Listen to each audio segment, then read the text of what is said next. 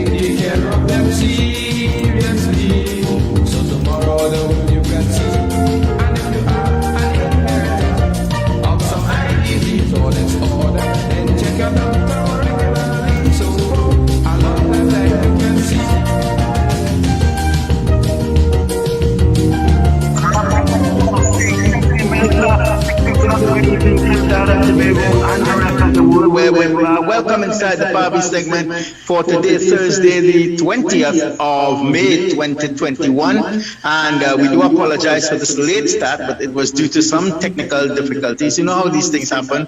As somebody say, anything that go wrong, blame it on COVID. Welcome inside the program, good people. My name is Bawani Prasad. And this evening's package, we have a very interesting program for you. We have 4 ladies, 3 of them mothers. And that's why it's so significant, because as you know, May is Mother's Month, or if you want to call it that. And they're going to tell us a little bit about themselves and so on, and how, you know, what is motherhood like, being a person with a visual impairment, etc. And we have one of them who is the daughter of one of the ladies who is going to be with us. I'll introduce the guests now, so that when they come back from the break, we will begin to hear a little of each individual story, starting with Vilna Marcelle. But for now, I'll tell you who they are.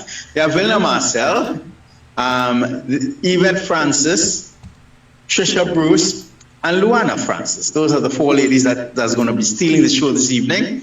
And my name is Bawani, as I said, as usual, in the company of Pastor Randolph. And let me thank him for all the efforts he's made to make sure that this thing happens, because boy, I tell you, technology could be miserable when it's ready. But it's good. Thank God we have it, because without it, we would have been nowhere. I dare say, given the fact that, you know, COVID is on the rise, and of course, we have to do social distancing and all of that. So enough chatter from me. Let's go to our first break at this time.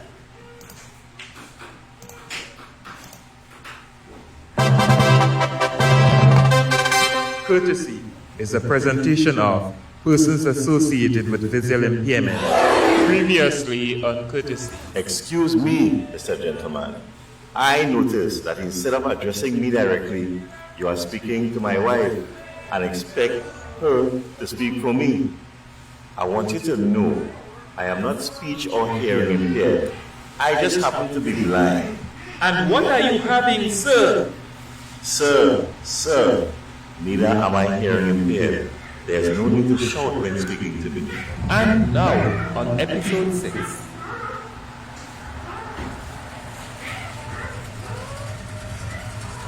Hey, soldier, you might be going to sit down. No. Hey, thanks, eh? But you're doing this thing the wrong way. You can't lift me up and carry me across the street, man. Here's how to do this.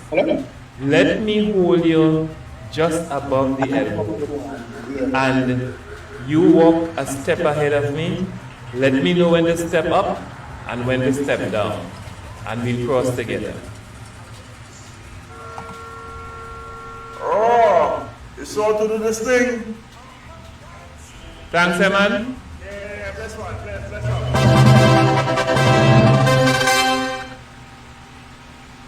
Welcome back, everybody. 15 and a half minutes after 6 o'clock. And as I said, we have a lot of ladies in the house this evening. And before we get into the mix, so to speak, let me say belated happy birthday to former president of PAVI, Sharon Campbell. Celebrated her birthday yesterday. It's a very interesting time.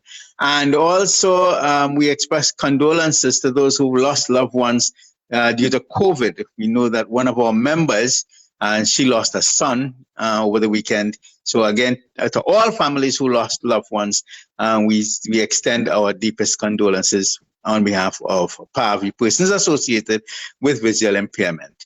At this stage, let me introduce one of the mothers, Vilna Marcelle. Now, Vilna was not born blind. She attained blindness later in life, and she'll tell us all about herself very quickly, and then we talk to others. So Vilna, good evening and welcome.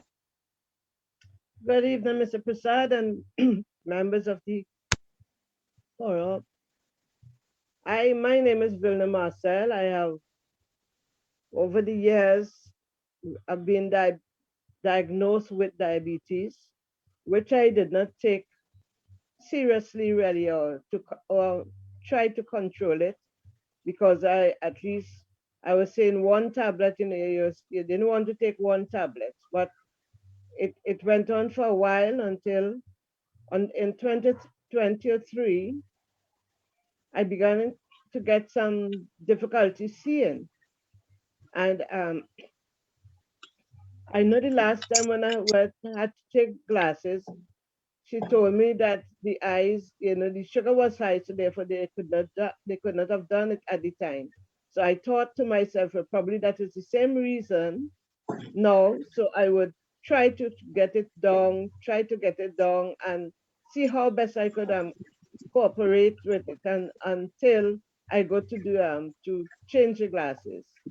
But when I did go to the specialist, the back of the eyes were bleeding, and which they asked to do laser and so forth. Well, the left eye had gone very badly, and we did some laser with it. We did some laser, and then we began with the right eye. We just did one treatment with the right eye. However, in 2005, the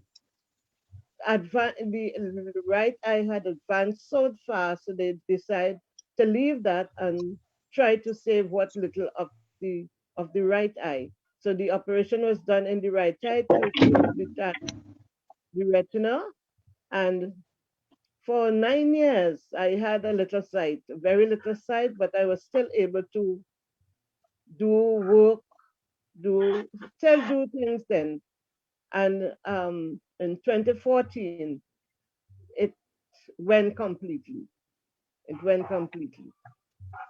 I am a mother of 2 children.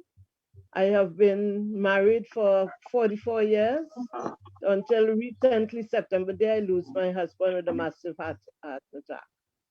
And we continue to live, I continue to live fairly all right. The children continue to be my help, and I continue to have a sense of independence still, because I'm still able to do all that I can do. All that I can do, I still do. As I always say, nothing is wrong with my hands. It is my eyes. And once I am able to do something, I continue to do it. It doesn't prevent me from doing it. And they accept me for who I am and for what I can do. And we live very, very comfortable, very comfortable. Excellent story there. All right, we go to the next person, and that is Tricia Bruce-Phillip. The name is almost as long as the copybook page. Tricia, good evening, my dear. Good evening, Mr. Bowani. So my name. So tell your story. Yes, I am Tricia Bruce-Phillip.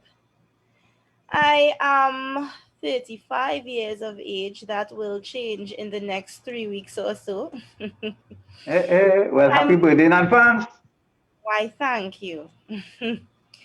I am a teacher.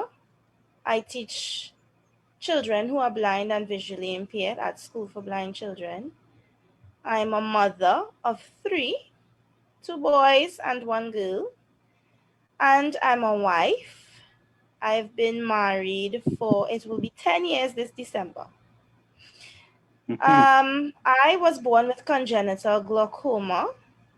So I've never been able to see the blackboard in the classroom. And I read with my nose literally touching the paper. That's how close I had to go to see. However, I was able to read regular textbooks throughout primary school and secondary school. And I was able to write fairly legible. That might be debated by some teachers. But yes, I could have read my handwriting for the most part, and teachers as well. In university, in my early 20s, I went in being able to find my name on the roll.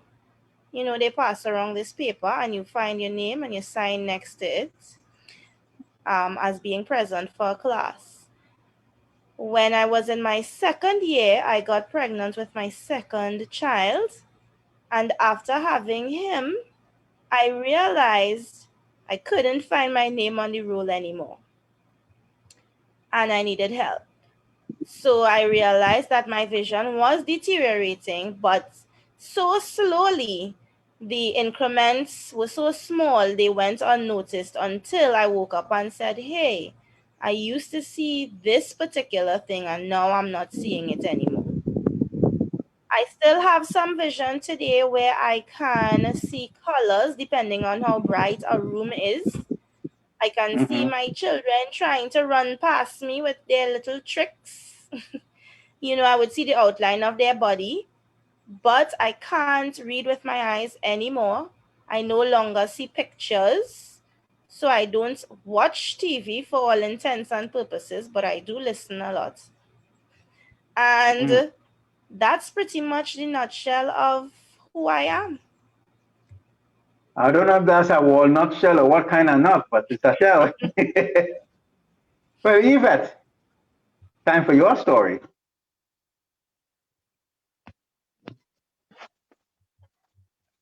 Okay, so we're waiting for Yvette to unmute and hope she comes up very shortly. But a very interesting story from both ladies thus far. And just a gentle reminder in case you just joined us, we are into the PAVI segment here on the Mended Studio Facebook page. And it's a month edition that we do in collaboration with Mended Studios and, of course, our dear friends and supporters. So, Yvette, are you unmuted now? Well, we seem to still have some problems with her. Louanna, you are the daughter of Yvette Francis. Hello? But Hello? I would have loved Yvette to share her story first.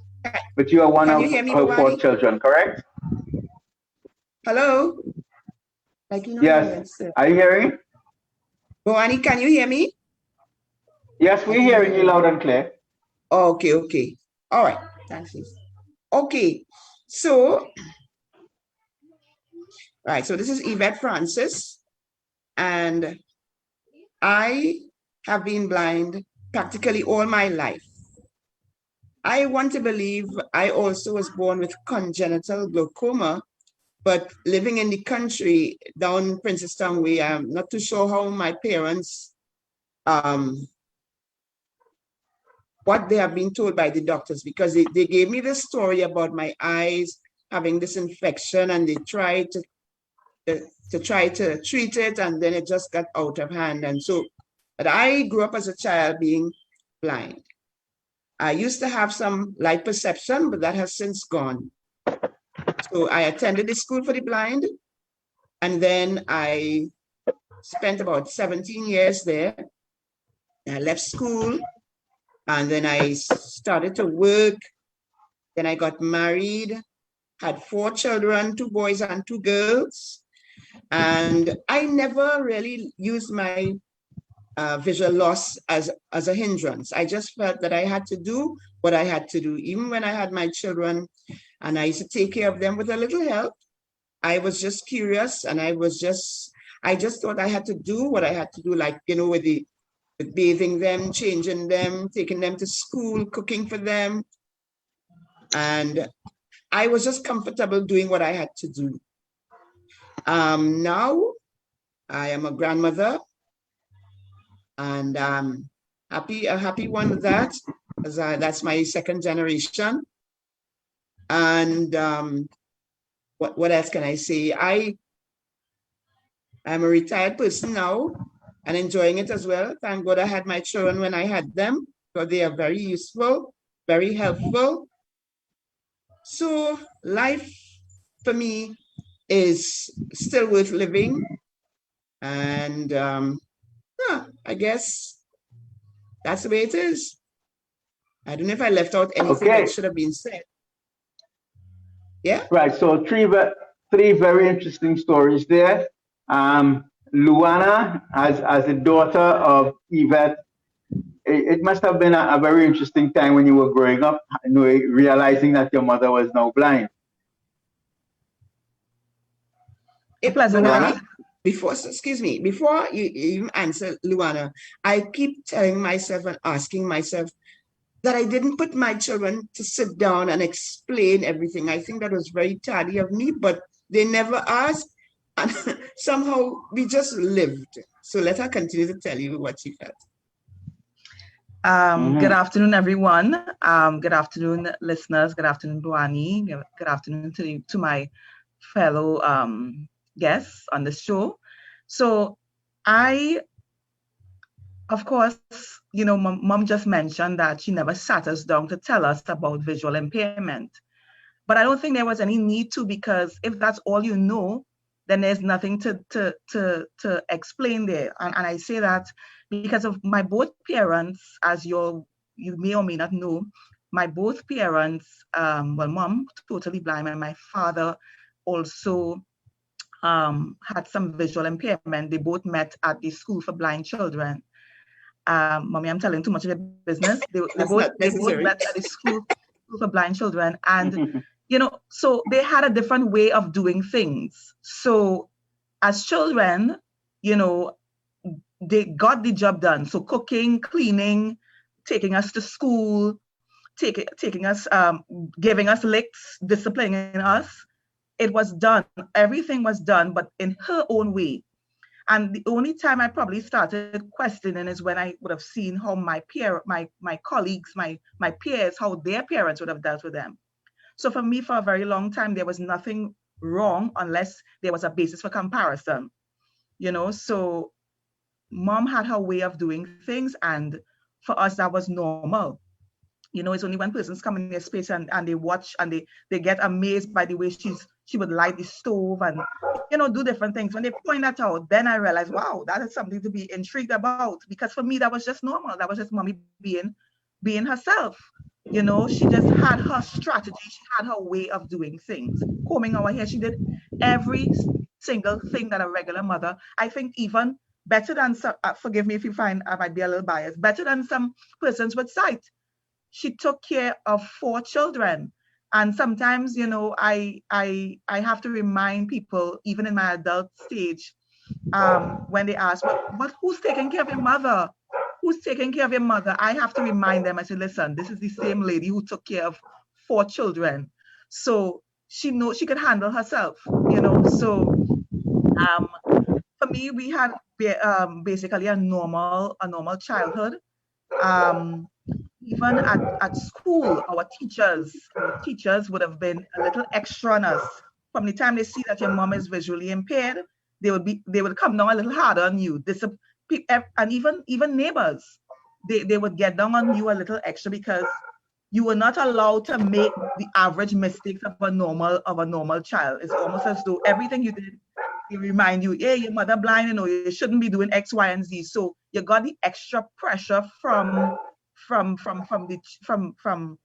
neighbors, from teachers, because your mom, or your dad is visually impaired. But I had a very good foundation. Of course, the church was also a great support as well, and we turned out okay. We got some licks. We turned out okay. Even relatives as well would have chipped in where they could, and we got a very, very good foundation, I would say. Right, and that is very important, having a good foundation. Well, at this stage, ladies and gentlemen, we'd like to take our second break, and when we come back, we discuss motherhood in the true sense of the word. I want to hear some very interesting things, Tricia, how you cope with your children. I know Miss Marcelle, hers was a little different because by the time she got blind, her children were already, adults, so to speak. So we continue the discussions after this well-deserved break. I'm not sure we will be able to take any phone calls because the line is occupied, but you can send a message to the message board, Mended Studios message board, and Pastor Randall will be very kind to read on behalf of yours truly. So with that said, let's take at 28 minutes before 7 o'clock our second break.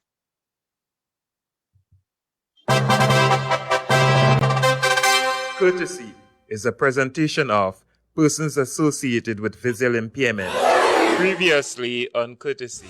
I tell them children it's dangerous to leave the cupboard door open. I and all with my two big eyes that's crash into it. Imagine for a blind person who can't see. And now on episode 5. Oh, George, I'm so happy we decided to spend this time together tonight. Yes, babes. After all, it's your birthday, and I want to make this a night to remember. Georgie, you're so adorable. Oh, here comes the waiter. Good evening, ma'am. I noticed when you were coming in, he was holding you. Is he sick? No, sir. My husband is blind. Oh, poor thing. Sir, my husband doesn't need your sympathy. What we want is to be served. Yes, ma'am. What are you having? We aren't ready to order, but meanwhile, please bring me a glass of red wine. And what will he like to have? Excuse me, Mr. Gentleman. I noticed that instead of addressing me directly, you are speaking to my wife and expect her to speak for me. I want you to know I am not speech or hearing impaired. I just happen to be blind. And what are you having, sir? Sir, neither am I hearing impaired. There's no need to shout when speaking to me. Oh, I'm so sorry. What are you having, sir? I'll have a brandy. Oh, Georgie, I feel so... Let me be your light. I'm gonna give you the day. Take your night. I just wanna be there for you. All right, a very interesting story that as we continue on the program here this evening. Now, that episode of the little caption we got there, I have to say that we ought to congratulate the late Ashford Joseph for pulling these scripts together and for editing and for and for his family for allowing us to use it to send the message about people with blindness and how people should treat and meet with them. In terms of marriage, and this is where I will bring in Tricia and Yvette, because you all were people who lost sight at various stages of your life pretty early. Yvette, you were practically born blind. Tricia, you still have a little vision, etc. But when it comes to this question of marriage, how did your relatives treat with it to start with? Because I mean, we all have feelings, we all have desires, we all have expectations, etc. We may dream about as children, when we grow up, we want to get married, etc. But when it came to the reality, Tricia, let me hear from you, since you're the youngest married person around. How was it for you in dealing, and your family, dealing with the whole question of marriage? Well, I guess I had lived with my husband. We knew each other for a long time, since I was a teenager. They tell me first day back at school. What's that? First day back at school? They tell me it was like our first day back at school. I don't know, that's what I was told. I knew him even before we started dating, I think I knew him before I was a teenager, because we would have met at a sports day. He had left school for blind, and I went there for a short time to learn Braille, that little period we have between common entrance, waiting on common entrance results, and going into Right. secondary school. So I think my family dealt with it like any other family. It was marriage, and well, I had my first son before we got married. So the whole marriage issue itself wasn't a thing. I think we would have dealt with all of that as teenagers when we were dating, you know. But what I could say is, as a young girl growing up, probably in primary school, when we dream about weddings and, you know, I don't know if anyone else was like me, but you have these fairy tales that you're going to marry probably in France, you know, and you're going to invite so and so, and you'll have golden trimmings, whatever. I did not have a concept in my mind of getting married to someone who was visually impaired. And I know it sounds strange, but I'll tell you why. I was only introduced to the blind community really at the age of 11 plus. So before that, I didn't know anyone like myself. I didn't know another blind person. I was the only one in my family to have been born visually impaired, although later on, as aunts and uncles and grandparents aged, we realized that it is genetic because they started developing glaucoma in their later years. But I was the only one, still am thus far, to have been born with glaucoma. And well, now, my second child, he was born with bilateral cataracts in both eyes. And so I didn't know, I didn't conceptualize being married to someone who was visually impaired. And even growing up as a teenager, after having been introduced to the blind community, I was still in mainstream regular school. So most of my friends and my peers, my circle, didn't really have many blind persons. So it wasn't until my late teenage years when I reconnected with my husband, that I started thinking, hey, so I'm sure it was a concern for my relatives. Some would have been a little not so silent, but they weren't shouting about it. Why do you want to marry a blind guy? And he has more vision than I do, by the way. But why you want to marry a blind guy would have been some of their concerns. Because I guess that old saying of the blind leading the blind, who is going to help who? And they are all so shocked now. In fact, I'm shocked because, yeah, we've been raising children together.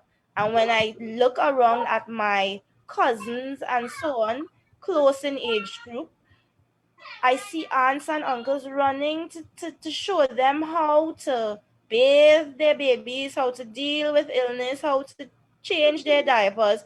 I really didn't have much of that because I'm an only child for my mom. So I didn't have many siblings.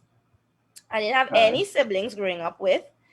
And the person who first told me about filling the bathtub the right way was a registered nurse at the health center where I was visiting when I was having my first son.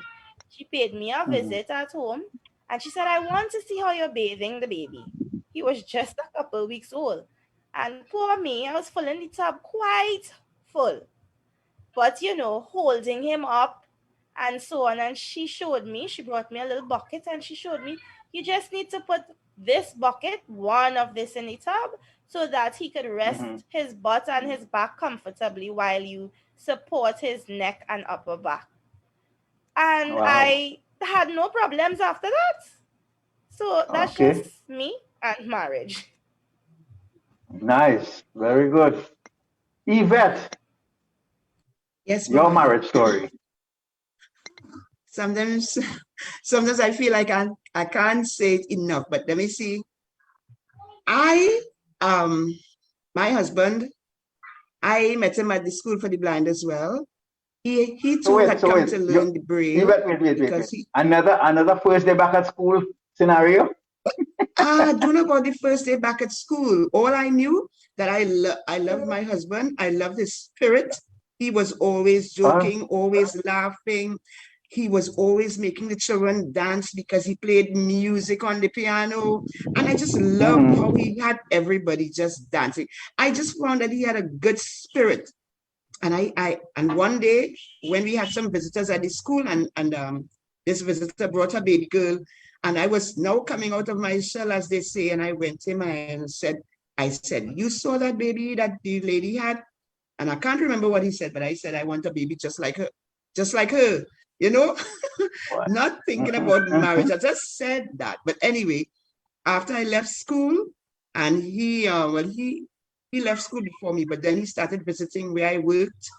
And then we used to make all kinds of jokes until one day he said, when he used to play on this Mastana Bahar show, and he won a special prize of $3,000. And he said to me, when I build my house, I'm coming for you. And you know, the young ladies, they take that for granted. So then, until one day, I can't tell you that whole story, Buhani. But anyway, one day he came, he really visited, and things just took off from there. And I told Mommy, this guy I used to like. Wait. That is a smart fella, and I'll tell you why you're a smart fella. He put on the cage before he catch the bird. He put down the cage. He built the house. No. He didn't build the house. He said when. He said when. But anyway, however things happened, things developed. Mommy approved of him because he had vision, and she was happy that he had vision to help me, because going back a little bit, she told me she would prefer for me to have somebody with vision who can help me. Other people wanted to be on in the space, but she advised me. She said maybe you should have somebody who can help you. You know, being the way she was. Anyway, we got married in February of 1977. It was on a Carnival Sunday. We had a good time, and I had no regrets, but just found that the marriage only lasted about 10 years because he died eventually. He died, and but thank God I had my children then, so I had to focus on them. And 10 years seemed like a long time, but I did a lot in 10 years. And like Tricia, yes, I was so interested to have my children. When I had my baby, I used to just go touching them all the time, making sure that they're breathing, changing the nappies, feeding them. But I had my in-laws close by, so they used to help from time to time. But just being a mother was like a miracle for me, getting to have my children. And if I wouldn't say everything, but after I had my 2 boys, and then I got pregnant a 3rd time, and I prayed and fasted for my girl child, which is Louanna. And I thank God so much for her. It was lunchtime, and they brought me some soup for me to keep quiet. I just couldn't stop praising the Lord for my first girl that I prayed for. And here she is now, and we are on Zoom together, and we can chat, and we're always together and doing good things. I don't want to stop, but anyway, I enjoyed marriage life, and the other children, they too. We complement each other. I mean, it's so much. I feel like I can't tell this story enough. But I'm glad that I got married. I'm glad that I had children, and life is good. No. Nice. Life is good. Yes. Right. So, Louanna, you are the 3rd child for Yvette. Tell us, when your mother used to carry you to school, or at what stage or age that she carried you, she escorted you to school, she went to school meetings, etc. What were your friends saying at that time? Well, you know, I was very fortunate to have very caring friends. you know, they wouldn't say much about the visual impairment, but you know, you will actually, they never made me feel as though, you know, something was wrong. They just demonstrated a little more care. They might have asked one or two questions, how she does this or how she does that, you know, but they never asked too much questions to make me feel uncomfortable. But as I said, with regards to my teachers showed us a little more extra care where, you know, our work was concerned. They ensured that we ate, so we would have gotten like things like box lunch and, you know, things in school. They made sure that we always had something to eat and made sure that our, you know, uniforms were in the presentable. And even if we needed to get additional assistance, they will ensure that we got everything that we had to get. So the support was very, very, very good. I don't know if I could boast about the education system now in terms of having caring teachers, you know, the way I experienced it. But as a teacher myself, because I'm a teacher right now, I try to give that kind of care that I receive as a child to the students that are in my care right now. So I hope that answers the question. All right. Well, let me ask you a question now, Louanna. Yvette cannot beat you again. You're an adult now. You did any mischief or played any pranks on her as a child that you remember distinctly? But we never, and that's the thing, you know, she always thanked us for being good children. Not that we were perfect, okay, but we tried our best to, we weren't perfect at all. We were far from it. But we always had developed that caring personality. If you interview any one of us, we are generally caring individuals. So we never tried to do anything wicked or evil to our mom to say prank her or anything. But even if we play a little joke, she had those canes that used to come out from the school, not from the school for blind, but from the blind welfare. You know, you all know the cane. She had one that she would keep on top of the wardrobe, and when it was time to give us a fair share of it, we got it.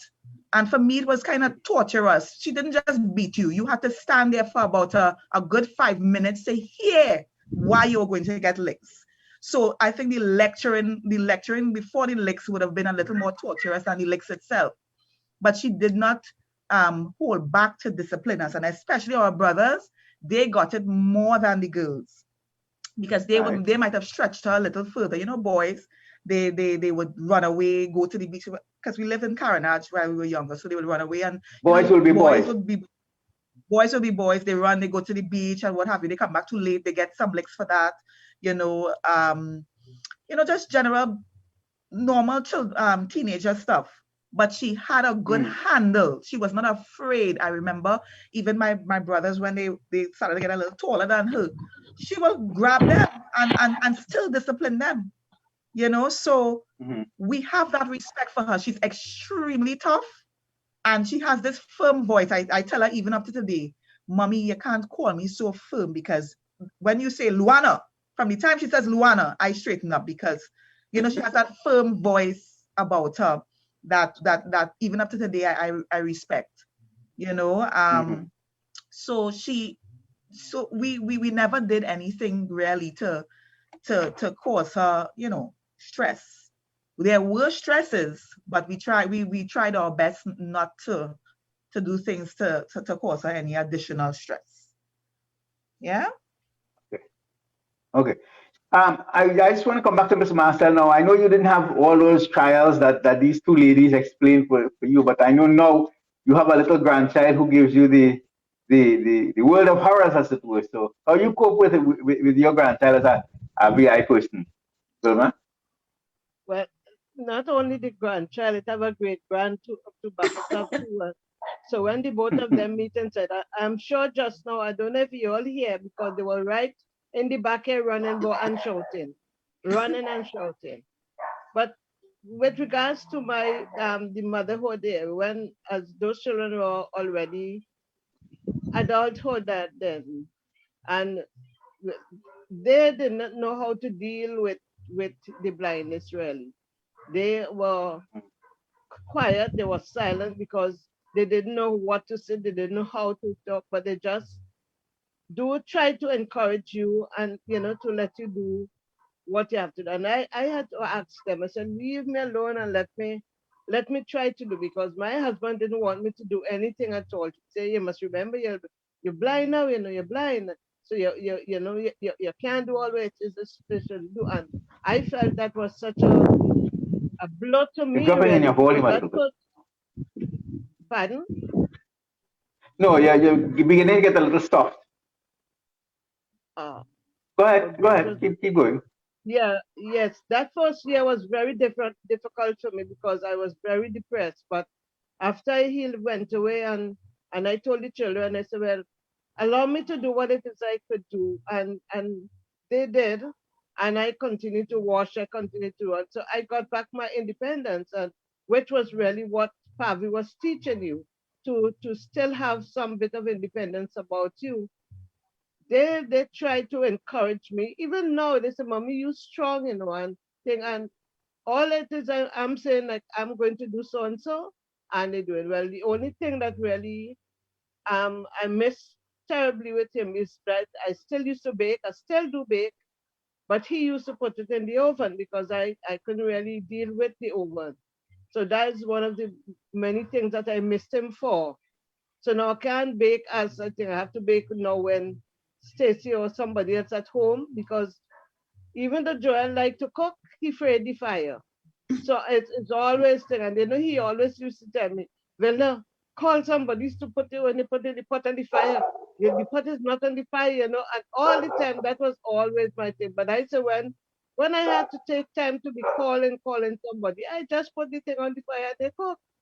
Right? But my time when I was a guy, I could always say they were very supportive, and we lead that life. The grandchildren, when he realized now that I not seeing, so he just come and open the eye, Granny, and he opens my eye, and I say, yes, doctor, yes, doctor. He always come and open my eye, always open my eye, and to see, well, what happened to my eye. So when he opened it, I say, yes, doctor, this one, doctor, and he will press it, but they are, the two of them is 10 Okay. children put together. Yeah. I don't know if Okay, well, I'll anything tell else. you what, it's a good time to take our final break before we come to, other discussions. I don't know if Pastor Randolph have any message from the message board. I know he was chuckling all throughout the session, especially when those two ladies were telling their life story, so to speak. But right now we take a commercial break and return to Bert.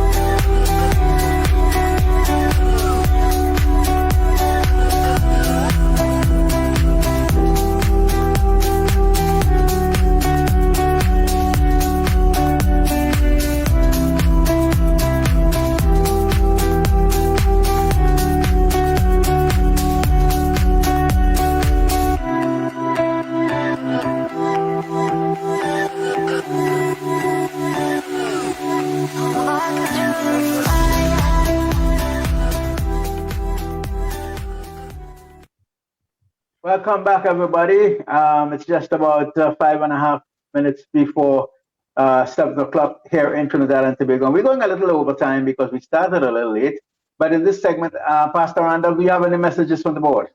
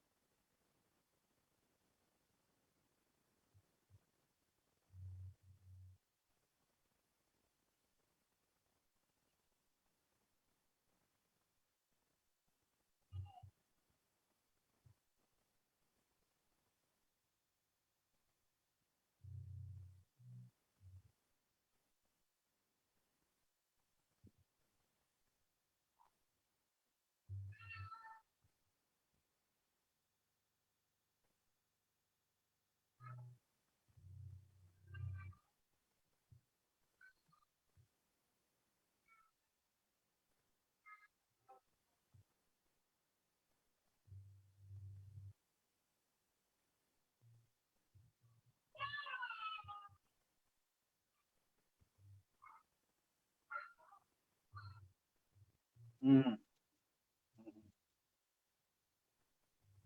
And we cannot forget my producer, Candace John. You know, she's somewhere in the background. You know, um,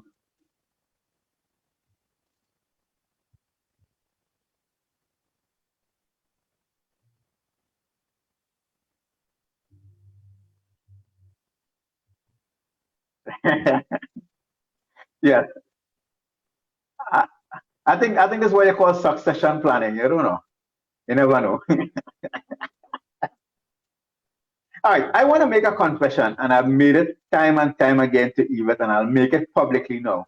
I have a special admiration for Yvette, and I'll tell you why. When her husband passed away after 10 years of marriage, she had her 4 children. They were perhaps under 12. Let me be accurate, under 12. You're But right. she never one day said, well, look, I don't know how I will cope, what I will do next. She stood her ground and she brought up her children in the way they ought to be brought up. And she never complained, well, I didn't hear her complain that, I'm a single mother and I can't cope with them. And I mean, that's the reality of today's world. People, you have people who living, with their children, the fathers, we don't know where they are, but they often complain, well, I can't handle the boy because, he's miserable and I have to go to work and a this and a that. But I want to salute Yvette publicly for her bringing up of her children single-handedly after the age of, the first one was probably close to 12. And Yvette, I cannot help but commend you again, for that kind of initiative. Yvette and Tricia, well, I know Tricia is in current mode, so to speak, because she's not just a teacher, but she has to supervise her children because of the online classes. Tricia, how are you managing, girl? Well, it's not I who is managing. It's God. Because without him, I'd be in somewhere in St. Anne's right now. Trust you me. But it's God. He's awesome. And thank God for my supportive husband. Oh my gosh. He's really supportive. Took holidays recently. And, that's good. I don't have to worry about what's for lunch. I get up to the smell of my hot cup of coffee every morning. And that actually motivated me to be able to start even extra online tutoring. So I don't only work with visually impaired students. I've been working with students in regular schools, helping out with math and language arts. And it's really because of God's grace and the support of my husband. I couldn't do it otherwise.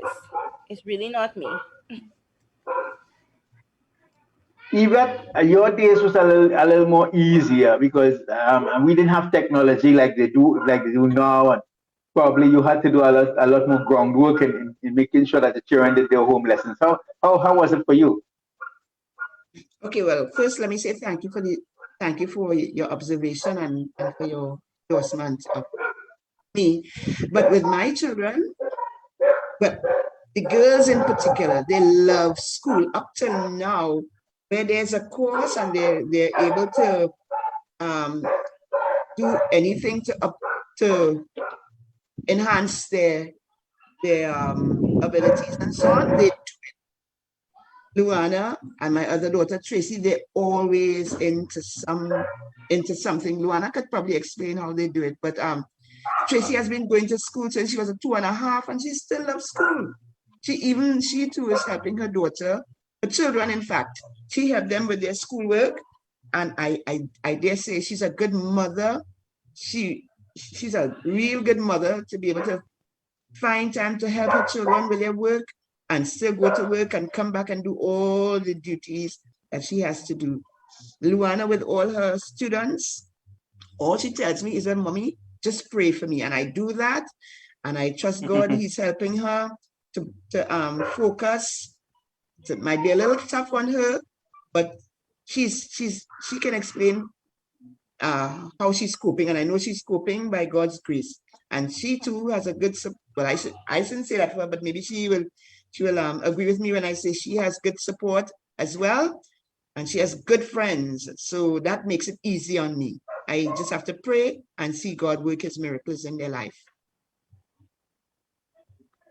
Yeah, very interesting. Louanna, yeah, I'm sure you've heard a lot to comment on, but what do you have to say at this time? Well,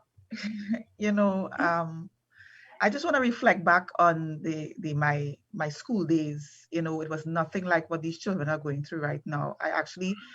It saddens me because, of course, I'm a teacher at a school that is not it doesn't rank high in terms of you have ranks at schools. So my school, the catchment area that my children, that the school serves are basically from the lower economic side. And it's challenging to see that these children are falling behind because they don't have devices. And I reflect back on my own experiences. I'm very grateful for when I went to school. When I got home, my mom, she couldn't help us directly with the schoolwork, but she found strategies to support. And let me give an example. So if we had reading to do, she would tape us. She couldn't read it with us, but she would tape us reading it. So she would help us with our developing intonation. You couldn't just read a story dry like that. So when she taped us, you heard yourself, and she was able to make recommendations in terms of how to pause at, for punctuation, and how to, make your voice sound more, appealing to the audience. So those are the little things she would do, little strategies that she will try to assist, and then even my sister and I, we are very close. We helped one another. My sister would help me study. She would create a song in terms of using some of the concepts to remember, so we found little strategies to help each other.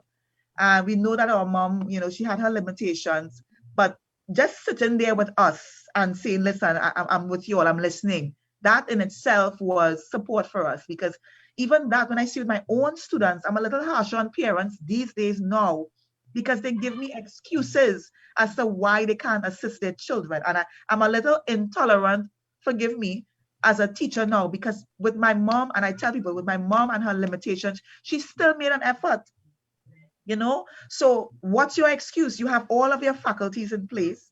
Why aren't you just sit down with the child? Just try, do something to show that you're supporting the child. Because my mother did it. She came to every single report day with her cane by herself. I was in school, and she would get her cane and travel down to school and come into school and speak with all of my teachers. So I don't accept. I'm a little harsher with parents, as I said, because of the kind of example that my mother would have set for me growing up, me not having an excuse. And you were right, Bawani, when you pointed out the fact I have never heard my mother complain about anything.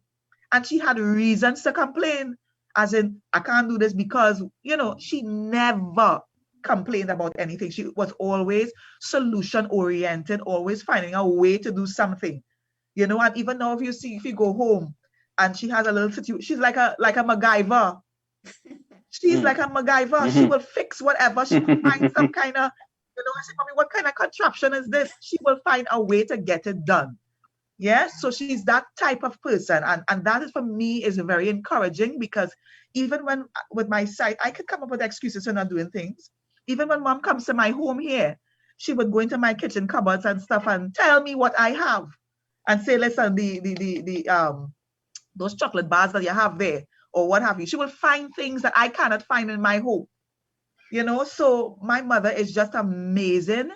And I don't want to gloat too much, because all of these ladies are amazing. And this community has been part of my family. I had rich experiences as a child, especially at the School for Blind Children. That was a place where we would go for vacation. They had a swimming pool up there, and it was just fun. We had a rich childhood up at the School for Blind Children. All of the visually impaired members, they are my aunties and uncles. So, I really have a great appreciation for the visually impaired community. My mom has been a very good example, so I thank God for her. Okay. All right, let me ask you a very provocative question. You're sure she didn't pay you to say all of that, right? A chewing gum or a lollipop? Huh? No, she didn't All right, pay me. ladies, She we did not pay me. almost out of time, so we want to get your closing comments now. Let's start with Vilna. Okay, I can attest with those children, my two first grandchildren. I mean, I couldn't read to see what it is, and I used to let them read for me, and then take them up with their work and try to help them. Even even before they entered secondary school, but after they reach secondary school, they tell me, you know, they tell me now, I can't talk to them now, because they're big now, But I still used to be, even now, look, Joel going Newey, and I am still behind Joel. Well, he did very good for his first semester. He did very good. Okay. I still try to help. I still try to help wherever possible I can. Yes, and my Lovely. husband was also there with me. Miss Francis could test. He was always there with me, going with me wherever Yes, it is, yes. because he never let me go on my own Yes, at he was all. very dedicated.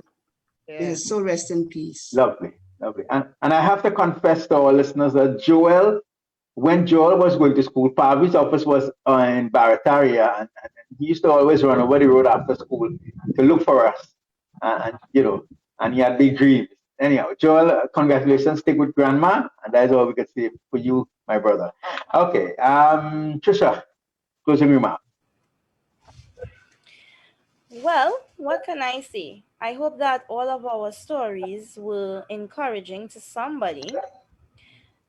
From these ladies and even my own life, I have learned that really never say you can't. Find another way to get it done. As Miss Francis and Louanna spoke, I mean, they said so much and I couldn't say it better. Find strategies, you know. Everything comes with challenges. There's no such thing as a perfect life. And I don't think our blindness really made us any less than. People sometimes would think, why are you having children or so many? I got a piece of advice on my wedding day. I knew she was joking. My sister-in-law said, so if you want to make more, don't let nobody tell you, don't make no more, make more. Because I thank God for my children. It was difficult. Everything is a learning experience and every child is different. I'll never forget the first day my first son stole a plantain when I was peeling it in the kitchen. But today he's able to help his siblings in reading and writing and areas that might be challenging for me. So I hope that our stories were inspiring and encouraging. It's good. All right, let's go to Yvette. Your closing comment. Louanna. Well, I want to endorse what Tricia says. I know this program, I'm saying program for want of a better word. The information that this was shared would be on Facebook for a little while, or is it? Okay, I wish the same as Tricia. People would learn from us, and they'll be educated, and yeah. All right, the lollipop chewing gum girl. Sorry, Louanna. can you hear me? Oh, just basically, Louanna, are you inside? Yes, I'm here. Yes, okay, closing remarks. Right. So basically, just to have the respect, give the community, the visually impaired community, the respect that you would give every other person. Don't put them in a box and restrict their development, their growth, their ability to be free like anybody else. And just help where you can and be kind to them. Okay, well, I think we have a very interesting hour. Randolph, any last minute comments from you? I know you've been listening with keen ears and you've been smiling from ear to ear.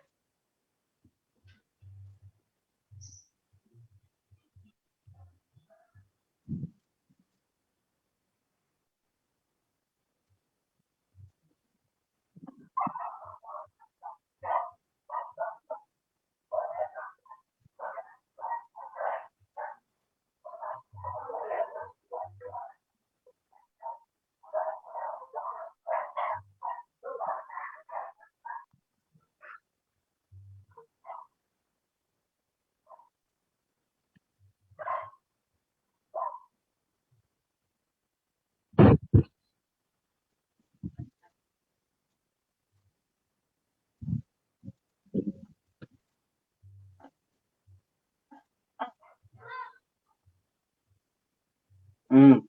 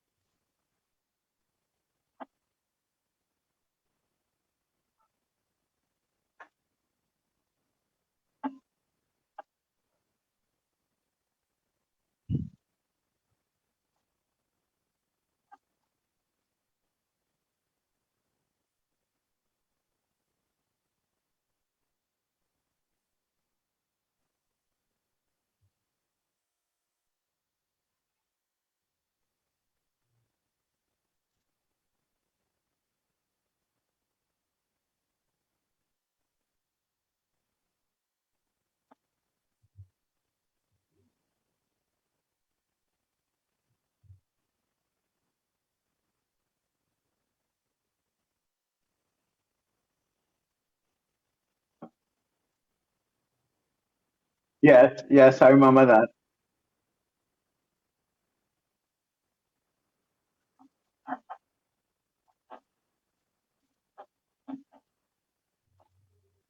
Oh, wow, wow, wow, wow, wow, Support us, wow. support us. That's all we Wow. can say. Support Yeah. us.